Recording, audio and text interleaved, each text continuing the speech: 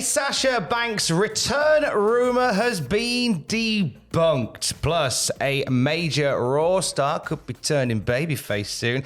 And we had a title match announced for tomorrow's AEW Dynamite. It's all in the wrestling news right now. The clock's changed here in the UK over the weekend. It's not the only time we've got a time wrong. It's not boss time, Ross. No, it's not, but the possibility of the legit bus Sasha Banks turning up at Impact Wrestling is still a distinct possibility because Dave Meltzer has been proven Pete Tong, everybody, which means wrong in the Cockney rhyming slang. Why is that, Tom? So, Wrestling Observer and PW Insider said that Sasha Banks was backstage at WWE show in Mexico on the weekend. There's a lovely photo of Sasha Banks there and Bayley. However, that theory has been debunked completely. Now, this has come down fresh, so it's on my phone. Excuse me being unprofessional looking at my phone.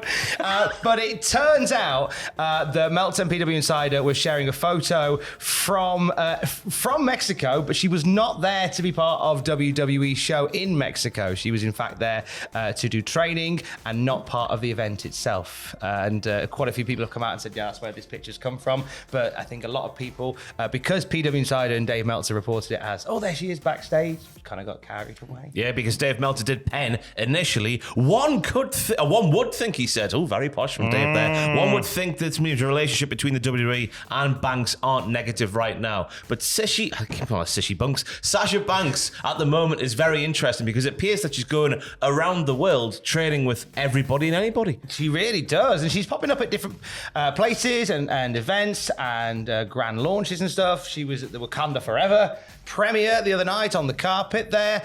So she seems to be going all over the place at the moment. She was in Japan recently, like you say. So is this merely Sasha just sort of seeing what's out there, or is just Sasha just enjoying her time off and just having a lovely tour? I think it's a bit of both, keeping her options open. Obviously, the acting stuff was going well with The Mandalorian and stuff like that, so obviously that avenue's open. Her and Naomi's been doing modelling down that there catwalk, like right said Fred, more recent times. And obviously she's got to keep, just the ring sharpness there and whatnot in case eventually she just want to go back to the wrestling, whether that be with WWE or somebody else. I might think after last night's Raw and maybe just the booking of the Women's Tag Team Championships, where her and Naomi might have been proven correct over the last little while, she might be tempted to go elsewhere. I don't know. That's just me recklessly speculating. In fact, let's talk on that right now. Last night on Monday Night Raw, we had brand spanking new Women's Tag Team Champions crowned as Damage Control lost the belts to the returning Alexa Bliss and Asuka. Stand up, shut up, and fight me.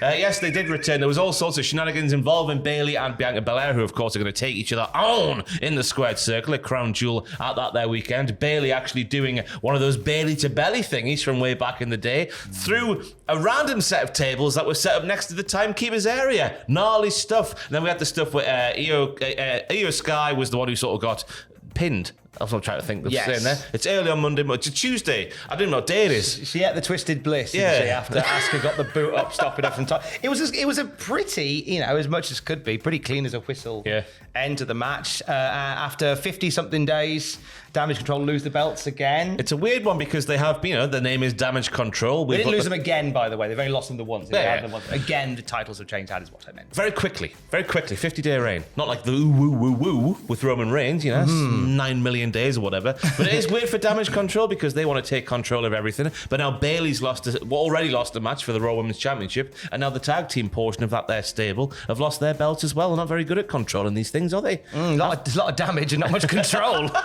Yeah, but obviously they're the heels. They're there to fulfill a role, I guess, and there's an easy way to get them back on track, isn't there? Because it just feels a bit weird that already they've had everything taken away. You know what I mean? Yeah, it seems very quick to do that. Yeah. Talking of heels, is Seth Rollins one? Potentially. But the heels could be getting put towards some sort of chisel, which is grinding them down to make them flatter and closer to a babyface shoe. Because on last night's Raw, Tom, he came out with a new blonde wig. It looked lovely. Not half and half like it was back in day, but it was started off, the traditional sort of dark brown, but then it would go into a blonde by the time it got to the end, like a young Mickey Rourke. He may burn it down, but he didn't fade it in. So it's a bit blonde and a bit gold ring attire for Seth Rollins. Now, a few people have speculated that this was WWE testing the waters with a babyface Seth Rollins. Now, the crowd, of course, was singing his song. Oh. And he was high-fiving and clapping and giving it a bit babyface chops. Yeah. Doing some dives to the outside. That was the telltale sign. Well, the most telltale sign, I guess, because way back in the day, obviously, when he was like the Monday night, not Monday, before the Monday Night Messiah days, like 2018-19 sort of time, when he was just having those barn-burning wrestling matches and proving he was getting back on track just by proving he's a very, very good wrestler by having these long matches on Raw. He would do that spot where he'd do like several topes, one after t'other, and he's not done that, obviously, because why would a heel do that? He's not done that for a while, but now he's back on Raw last night doing that. It is a little bit of a tease because as he's been doing for the last little while, he gets the crowd to sing along to his theme like he was the Pied Piper, but ultimately he's still been a massive dick. You're a wonderful human being, Ali. Boff. See you later. Stuff like that. So that just a little bit there with the topes and whatnot. Certainly the high five and the fans is something new. It seems to be there might be teasing the water with a Seth Rollins babyface turn. The temptation always is when somebody is getting over as a bad guy to make them a good guy, but then you run the risk in doing that of sort of drawing away of dredging all of what makes them a good entertaining persona. Definitely. We've seen that so many times throughout years in the wrestling. You know, Big Daddy Cool Diesel's first run as champ in 95, where Vince said, right, I'm going to take this big needle and suck out all the cool. You're just Big Daddy now, but not the British one. And I would argue as well that Rollins has proven beyond any shadow of any doubt over the past few years that he is a natural heel. He's just, as a babyface, I don't think it's anywhere near as good as Seth Rollins as a heel. And I think as the visionary and all this sort of stuff, the Messiah sort of bollocks on a Monday night, I think that's been the best sort of like character work of his career. So it's a weird one. I can see why they want to, because the crowd singing along is louder as the weeks go on, but I think that is him being a sort of Pied Piper figure. But you know, we'll give it a go. Why not? If anyone could do it right, it's Triple H, Seth Rollins' biological father. The Pied Piper of Jacksonville, Tony Khan, will end on some AEW news as he has booked a title match for Dynamite TE tomorrow night. TV champion Samoa Joe will face the Embassy's Brian Cage with Prince Nanana, what's his name, in the corner. That'll take place on tomorrow's Dynamite. I mean, good to see Joe getting a match in there. Good to see Brian Cage having another title match. Yeah. Since he not long had a TNT title match. He's going to win, isn't he? Surely. No, I think he's getting Brian Cage on telly. It's the Embassy. I don't know why I said that like that. It's the Embassy. They're here. Nice to see Joe having a run out as a solo guy as well, like as the Ring of Honor TV champion. Joe and Cage should be an interesting one. Oh yeah, nice clash of styles. Just two big meaty men slapping meat and doing some sort of wonderful flippy bollocks as well. Also tomorrow night on Dynamite, the AEW All Atlantic title on the line. Orange Cassidy continues his fun with three-ways, facing Luchasaurus and Rey Fenix. Experiment, aren't you? Yeah, it's good to find what works for you. Yeah. And consensually, Darby Allin and Jay Lethal going one-on-one. We've got a Billy Gunn birthday bash tomorrow. Is he? How old is he? Oh gosh, I reckon I'm gonna guess 58, 57, 56. Somewhere in that ballpark. In his 50s. Jade Cargill, the TBS champion, is facing Marina Shafir. Vicky's at ringside for that bad boy. Britt Baker and Saraya having a sit-down with Renee Paquette. The ROH champ Chris Jericho faces a former Ring of Honor champion. Now, I saw a lot of people after last week's Dynamite just recklessly speculating, and this is just me recklessly speculating off the back of their reckless speculation that it could be Colt Cabana, which I would find very interesting indeed. What if it's Seth Rollins?